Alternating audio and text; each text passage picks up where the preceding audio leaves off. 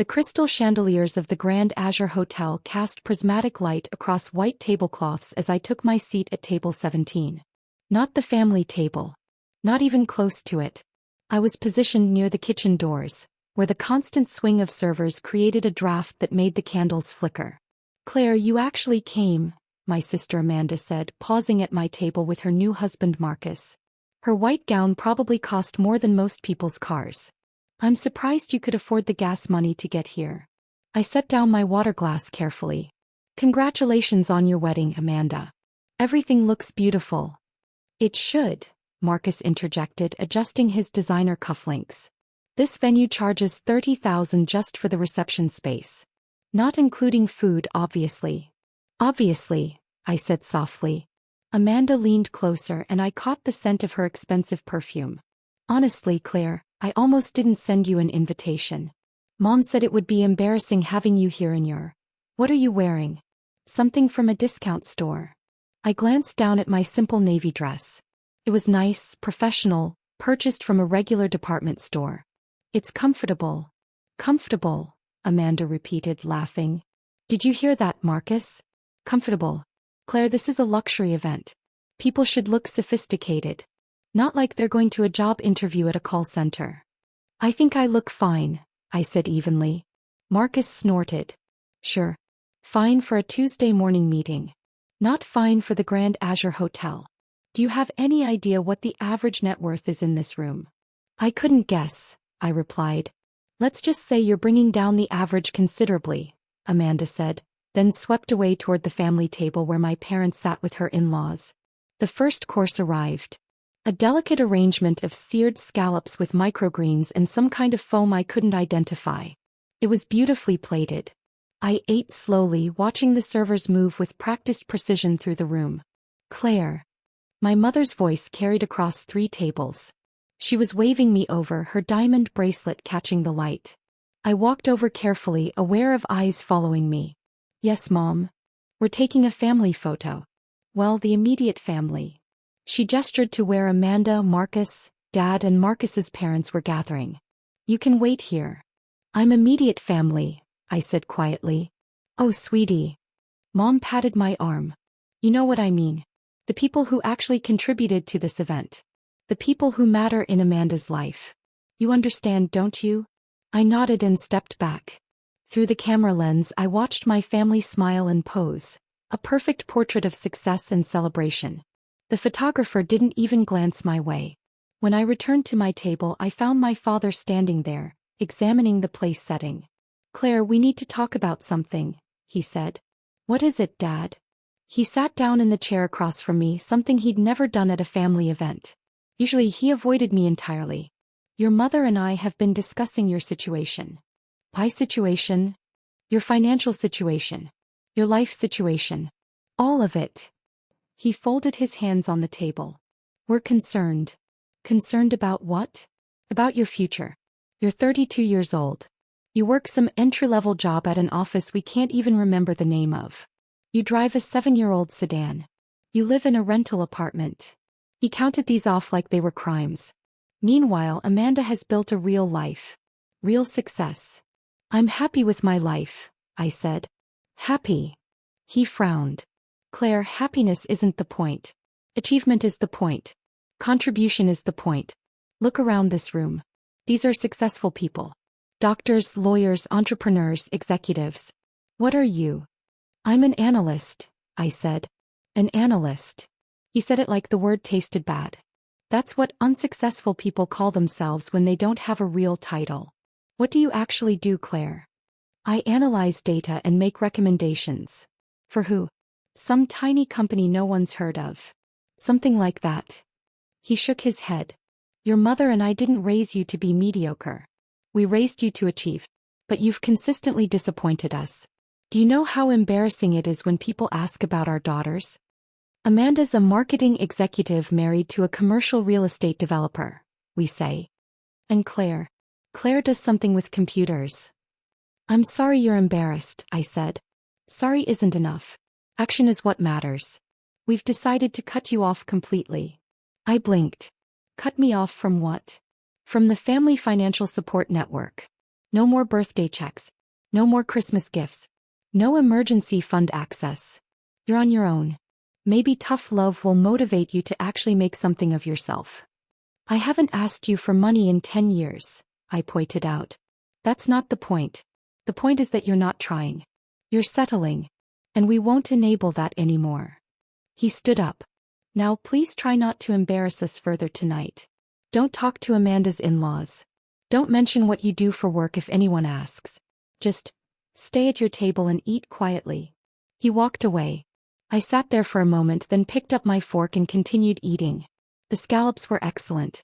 The main course was filet mignon with truffle butter and roasted vegetables. As it was being served, my brother-in-law Marcus stopped by my table again. Claire, quick question, he said. What kind of car do you drive? A Honda Civic. He laughed. A Civic. That's perfect. That's exactly what I would have guessed. Do you know what I drive? I don't. A Tesla Model S Plaid. Top of the line. 0 to 60 in under 2 seconds. It costs more than you probably make in a year. He waited for my reaction. That's nice, I said. Nice. He seemed disappointed by my response. It's not nice, Claire. It's exceptional. It's what successful people drive. But I guess you wouldn't understand that. You're probably thinking a Civic is perfectly adequate. It gets me where I need to go. See, that's your problem right there. That mindset. Adequate. Gets me where I need to go. Successful people don't think like that. We think about excellence. About status. About making statements. I prefer to be practical, I said. Marcus leaned against the back of an empty chair. Let me tell you something, Claire.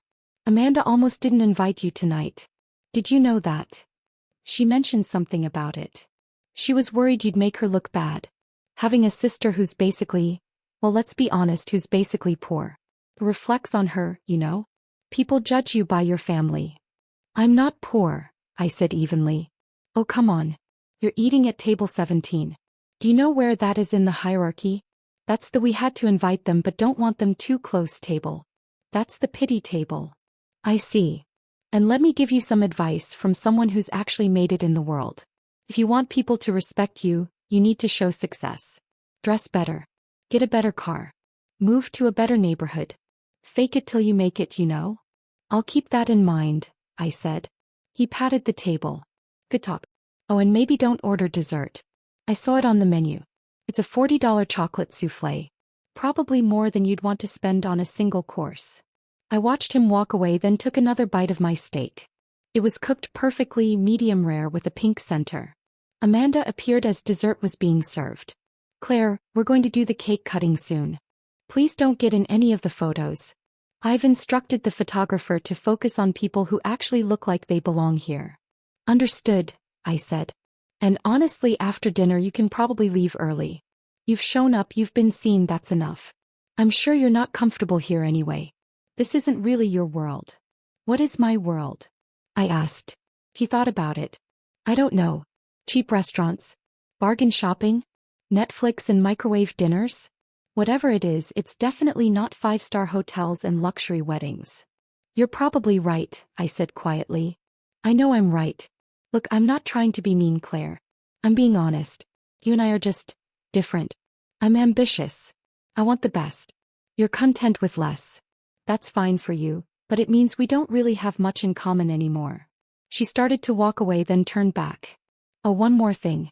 Don't try to take any leftover food home.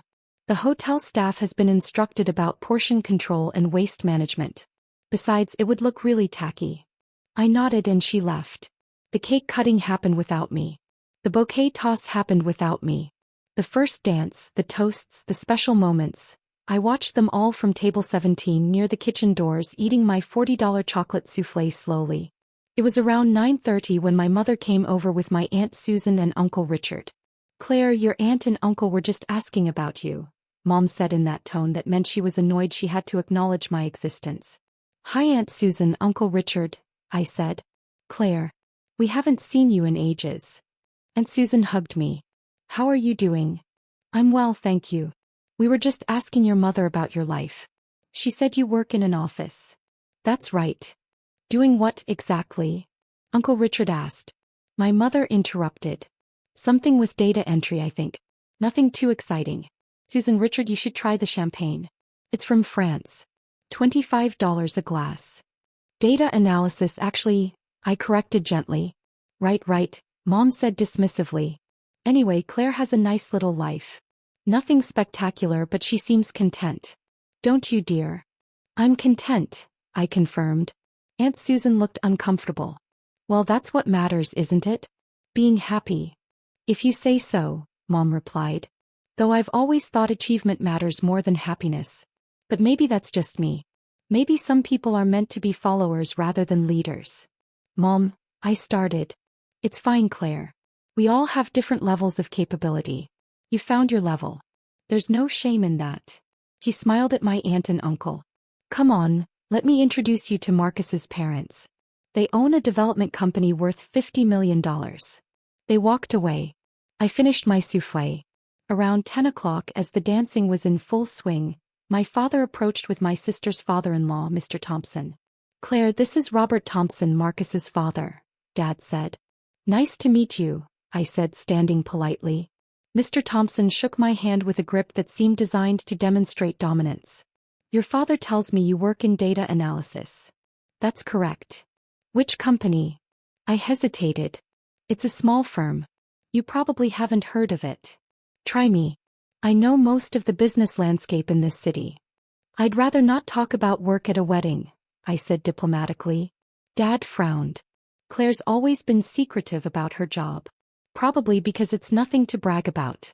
Not like Amanda's position at Sterling Marketing. Marketing is a good field, Mr. Thompson agreed.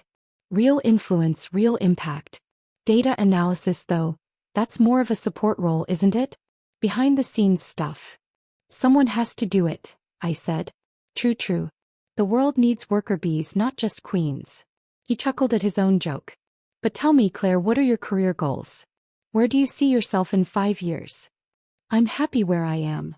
Happy where you are. He exchanged a look with my father. That's the problem with your generation.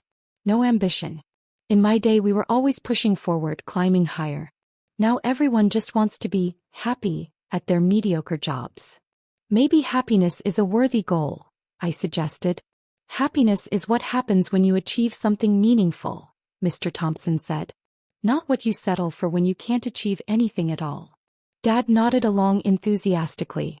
Exactly what I've been trying to tell her for years. But Claire has always been the stubborn one. Never listened to advice. That's a shame, Mr. Thompson said. With the right mentorship, even someone at her level could probably improve their situation. Though I suppose some people lack the fundamental drive required for real success. They walked away together, laughing about something. I sat back down. The evening wore on.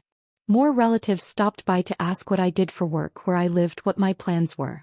Each conversation felt like an assessment I was failing. My cousin Jennifer asked if I was still renting that tiny apartment. My uncle Paul asked if I'd ever consider going back to school, to actually make something of yourself. My grandmother asked if I had any prospects at all, dear, because you're not getting any younger. I answered each question calmly, deflecting when I could, admitting the truth when I couldn't. At 11 o'clock, as I was considering leaving, Amanda found me again. Claire, I need to talk to you about something, she said, sitting down at my table uninvited. What is it? This is awkward, but the hotel just sent me the final invoice. There's a charge on here that doesn't make sense. What kind of charge? It says there's a room reserved under your name. Room 2847. Did you book a room here? I did. Her eyes widened. You booked a room at the Grand Azure? Claire, do you know how much rooms cost here? The basic rooms start at $600 a night. I'm aware. Then why would you, wait, are you actually staying here tonight? Are you that desperate to pretend you're part of this world? I had my reasons, I said. Your reasons? Amanda's voice rose. Claire, this is pathetic. You can't afford to stay here. You're going to max out a credit card or something trying to impress people who already know you're not at our level. Please tell me you didn't actually check in. I checked in this afternoon. Oh my God. She put her face in her hands. This is so embarrassing. What if someone sees you in the elevator or the lobby? What if they realize you're staying in the same hotel as all our successful guests? They'll think you're some kind of stalker or groupie. I'm just staying overnight, I said. I'll leave in the morning. You need to cancel it. Right now. Get your deposit back, cut your losses. Claire, I'm serious. This is beyond inappropriate. You're trying to infiltrate a lifestyle you don't belong in. The room is paid for, I said quietly. Then get a refund. I'm sure they have cancellation policies. She stood up. I'm going to talk to Mom and Dad about this. This is exactly the kind of delusional behavior we've been worried about. She stormed off toward the family table. I could see her talking animatedly to our parents, gesturing back at me. All three of them looked over, wearing identical expressions of disappointment and disgust. A few minutes later, all three of them came to my table. Several nearby guests turned to watch. Claire, Amanda told us about the room, Mom said in a harsh whisper. What were you thinking? I was thinking I'd need a place to stay, I said. You live 40 minutes away, Dad said. You could have driven home. Instead, you wasted hundreds of dollars trying to pretend you're something you're not.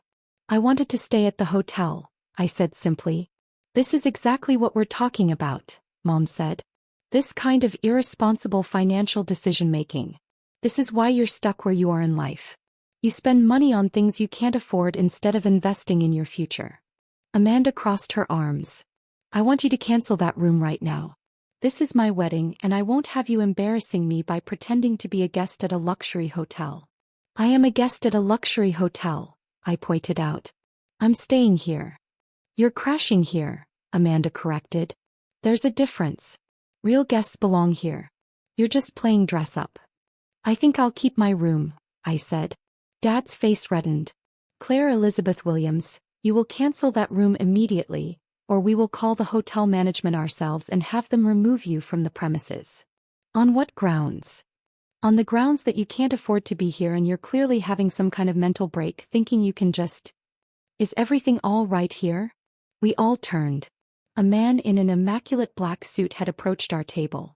His name tag identified him as James Morrison, hotel manager. He had the kind of composed, professional demeanor that came from years of handling difficult situations. We're fine, Dad said quickly. Just a family discussion. I apologize for interrupting, James said smoothly. I just wanted to check in on our VIP guest and ensure everything is meeting expectations. VIP guest? Amanda looked confused. James smiled at me. Ms. Williams, I trust your suite is satisfactory? We upgraded you to the presidential level as requested. The silence at the table was profound. The presidential level? Mom repeated faintly. Of course, James said. Ms. Williams always stays in our finest accommodations when she's here. Although Ms. Williams, I must say we're delighted to have you attending an event in the ballroom this time rather than just staying with us during your business trips. Business trips? Dad said. James looked between my family members and me, his professional instincts clearly sensing tension. I hope I haven't spoken out of turn. You're saying Claire stays here regularly? Amanda asked. I shouldn't discuss guest information, James said carefully. But given the circumstances and with Ms. Williams present, I think I can confirm that yes, she's one of our most valued regular guests. There must be some mistake, Mom said. Our daughter can't afford. Mom, I said quietly. Please. No, Claire, this is absurd. This man clearly has you confused with someone else. Tell him. Tell him there's been a mix-up. James pulled out his phone, tapped the screen a few times and showed it to my mother.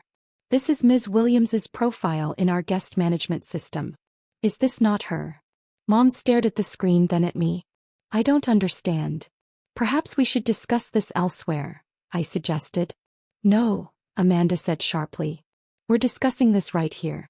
Mr. Morrison, how many times has my sister stayed at this hotel? James looked uncomfortable. I really shouldn't. How many times? He glanced at me. I gave a small nod.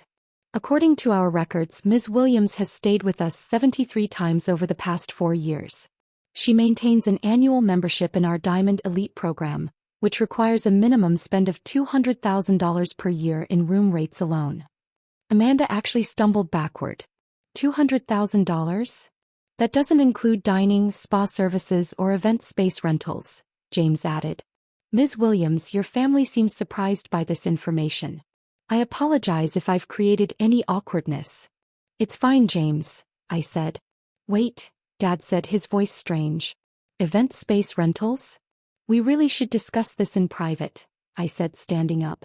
The Grand Azure has been honored to host several of Ms. Williams's corporate events, James said, including an annual conference that brings in approximately 3,000 attendees each year. We're already looking forward to next year's booking. Marcus appeared, drawn by the commotion. What's going on? Apparently Claire is some kind of secret millionaire who stays at luxury hotels all the time, Amanda said, her voice dripping with sarcasm. Which is obviously ridiculous. Mr. Morrison clearly has her confused with someone else. James's expression shifted slightly from apologetic to something more professional. I assure you there is no confusion. Ms. Williams is not only a valued guest but... He paused. But what? Dad demanded. I should really let Ms. Williams explain, James said. All eyes turned to me. The nearby tables had gone quiet, guests openly listening now. Claire, Mom said slowly. What is he talking about? Before I could answer, a woman in a sharp business suit approached. Her badge identified her as Patricia Chin, Director of Operations. James, I need to speak with you about... Oh. He stopped, seeing our group. Ms. Williams. I didn't realize you were here for a personal event. I hope everything has been perfect. Everything's been lovely, Patricia. Thank you. Patricia looked at my family. These must be your relatives. How wonderful that the event is being held here. Ms. Williams, if you need anything at all tonight, please don't hesitate to call me directly. Ms. Williams doesn't need to call anyone, Amanda said coldly. This is my wedding and I'm the one who booked this venue. Patricia's smile remained but her eyes cooled. Of course. Though technically the booking was made through Sterling Events, which is one of our corporate partners. The actual contract is with the property ownership group. So, Amanda said. So the ownership group has final approval on all events, Patricia explained. We're very pleased they approved your wedding, Mrs. Thompson. They. Dad said. Who are they? Patricia looked at James. James looked at me. I could see both of them calculating what they should say. Perhaps it's time, I said quietly. Time for what? Mom demanded. A third person approached our table. An older gentleman in an expensive suit, walking with the confidence of someone who owned everything around him. His name tag read. Michael Reynolds, Regional Vice President, Azure Luxury Hotels. Excuse me, he said pleasantly. I don't mean to interrupt a family celebration, but I saw Ms. Williams was here and wanted to say hello personally. He shook my hand warmly. Claire, wonderful to see you. I trust James and Patricia have been taking excellent care of you. As always, Michael, I said. Outstanding. And I wanted to let you know that the quarterly reports are ready for your review. I'll have them sent to your office on Monday as usual. The color drained from my father's face. Her office. Michael smiled at my father. You must be very proud of your daughter, Mr. Williams. Not many people accomplish what she has by age 32. I don't. I'm not. Dad couldn't form a complete sentence. I'm sorry, Amanda interrupted, her voice shaking. Who exactly are you? Michael Reynolds. I oversee the Azure Luxury Hotel's East Coast operations. Which means I report directly to the ownership board. He paused. Which includes Ms. Williams as the majority shareholder. The world seemed to stop spinning. Majority shareholder, Mom repeated numbly. That's correct. Ms. Williams owns 51% of Azure Luxury Hotels International, which includes this property and 47 others across 12 countries. Marcus laughed. Sounded slightly hysterical. That's impossible. Claire drives a Honda Civic. I like my Civic, I said softly. Claire, Dad said slowly. Is this true? I looked at my family. My sister in her expensive wedding gown. My brother-in-law with his designer suit and Tesla. My parents with their diamond jewelry and superior attitudes. All of them staring at me like I'd suddenly grown a second head. Yes, I said simply. It's true. But how? Amanda whispered. I started a data analysis company in my 20s. We developed predictive algorithms for hospitality markets. Azure Hotels bought my company 4 years ago for their algorithm, But part of the deal was that I retained majority ownership in the parent company. I also sit on the board and oversee certain strategic initiatives. You're a data analyst, Dad said weakly. I am. I analyze market data, revenue projections, customer behavior patterns, expansion opportunities, and dozens of other factors. I just do it for a company worth approximately $8 billion. Mom sat down heavily in an empty chair. $8 billion. That's the current valuation, yes. Amanda's voice rose. Then why do you dress like that? Why do you drive that car? Why do you live in a rental apartment? Because I like my clothes. I like my car. And I like my apartment. I don't need to prove anything to anyone. You let us think you were poor. Mom said accusingly. You assumed I was poor. I never said I was. You never corrected us. You never asked. You just decided. All of you. I looked at each of them in turn.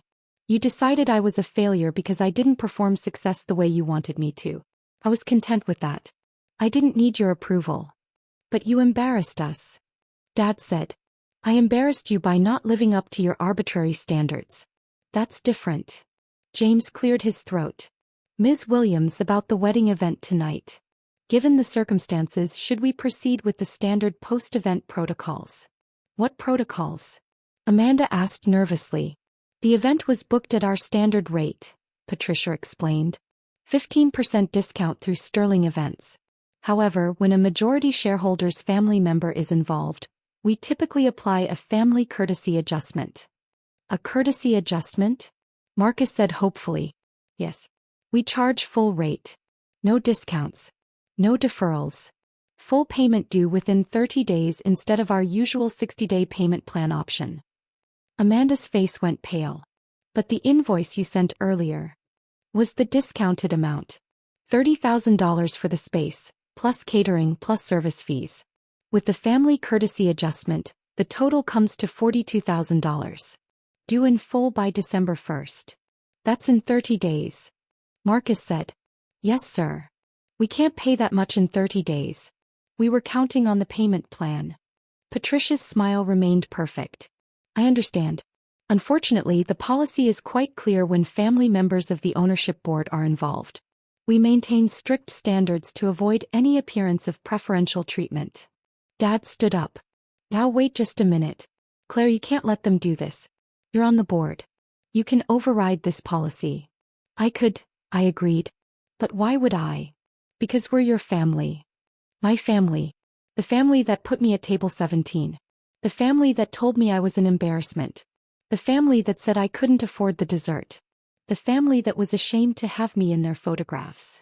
My voice remained calm. That family. Claire, please, Mom said. We didn't mean. You meant every word. You always have. For years you've treated me like I was less than. Like I was a disappointment. Like I was something to be hidden away and ignored.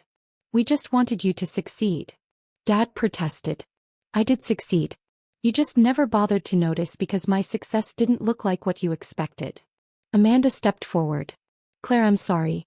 I'm so sorry. I didn't know. You didn't know because you didn't care to know.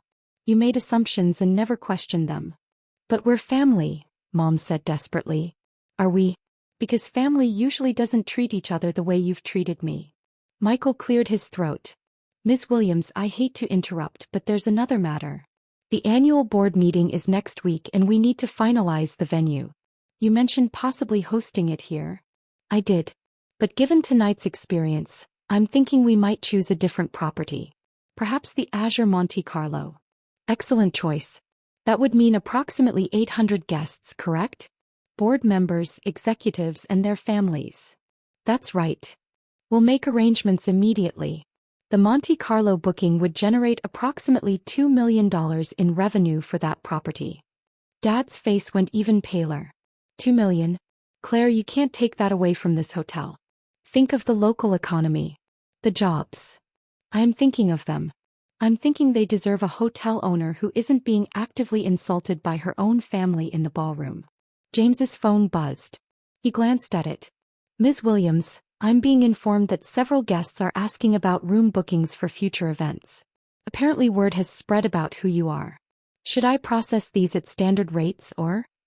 Standard rates for everyone except immediate family. For them, use the no discount family courtesy rate. Understood. Uncle Richard approached hesitantly. Claire, sweetheart, I'm sure we all said some things tonight that came out wrong. They came out exactly how you meant them, Uncle Richard. You asked if I had any prospects. You suggested I was running out of time. You implied I was a failure. I smiled sadly. The funny thing is, I never needed your validation. I was fine being underestimated. It made my life simpler. Aunt Susan was crying. We didn't understand. You didn't try to understand. There's a difference. Patricia's phone rang. She answered, listened, and then looked at me. Ms. Williams, the hotel concierge, is asking about the 3 vehicles that were parked in the VIP section. Apparently, security is questioning their authorization. 2 Teslas and a Mercedes. Are those your family's vehicles? Marcus nodded. That's mine and Amanda's parents' cars. And the Mercedes is ours, Dad said. I see. Well, the VIP section is reserved for ownership, executive staff, and their approved guests. Since Ms. Williams has not designated any of you as approved guests, I'm afraid those vehicles will need to be moved to standard parking. Standard parking is 3 blocks away, Marcus said. It's 11 at night. Yes, sir. The valet can retrieve your vehicles if you'd like, but there will be a $50 convenience fee per vehicle. Dad looked at me. Claire, this is petty. Is it? This entire evening, you've all made it clear that I don't belong in your world. That I'm not at your level. Now you want me to give you access to mine. Michael's phone rang. He answered, spoke briefly, and then addressed my sister. Mrs. Thompson, I'm being informed that the hotel restaurant charge for your rehearsal dinner last night is being reviewed. It was previously comped as a courtesy, but given the changed circumstances. How much was the rehearsal dinner? I asked. $8,000, Michael said. Amanda swayed. You're going to charge us for that too? It's standard policy when the family courtesy protocols are applied. Claire, please. Amanda grabbed my arm. We can't afford all of this. The wedding already cost us everything we had saved. If you make us pay full price for everything, we'll be in debt for years. I looked at her hand on my arm, then at her face. Tears were streaming down her cheeks, ruining her perfect makeup. You should have thought of that before you told me to stick to fast food, I said quietly. I pulled my arm away and turned to James. Please prepare the updated invoice for the Thompson family. Full amounts, 30-day payment terms, no exceptions. Yes, Ms. Williams. Claire, you can't do this. Marcus said. This is vindictive. This is cruel. Is it? Or is it just the natural consequence of your own behavior? I picked up my small purse from the table. You all spent the evening making it very clear that money determines worth. That success is measured in dollars and status symbols. So here's your lesson. I have more money than all of you combined. I have more success than you ever imagined. And I still don't think you're worth very much. Claire Elizabeth Williams. Dad's voice was sharp with authority. Or it tried to be. That tone doesn't work anymore, Dad. You have no authority over me. You never really did, but now you definitely don't. Mom stood up. If you do this, if you charge us these fees and take away the discounts, we'll never forgive you. Good, I said simply. Then we'll be even. I started walking toward the exit. Behind me, I could hear my family starting to argue with James and Patricia, their voices rising in panic and desperation. Other guests were pulling out their phones, probably already texting about the drama unfolding at table 17. As I reached the ballroom doors, Michael caught up with me. Ms. Williams, I apologize if our staff revealed more than we should have tonight. It's fine, Michael. It was time. The board meeting in Monte Carlo, you're serious about that? Completely serious. Michael, I want you to make a note in our booking system. The Williams family is no longer eligible for any corporate discounts, partnership rates, or courtesy adjustments at any Azure property worldwide. Understood. I'll make sure that's implemented immediately. Thank you. I took the elevator to my suite on the presidential level. The doors closed, finally muffling the sounds of my sister's wedding-turned-disaster. As the elevator rose, I caught sight of my reflection in the mirrored walls. I was still wearing my simple navy dress from a regular department store. I was still the same person I'd been when I arrived. The only difference was that now my family knew the truth. And I was absolutely fine with that. The elevator chimed softly as it reached my floor, and the doors slid open to reveal the quiet, elegant hallway of the presidential level. Behind me, somewhere far below, my family was learning that sometimes the person you underestimate is the one who holds all the power. I smiled and walked toward my suite, already planning which Azure property I'd visit next month. After all, I owned 47 others to choose from.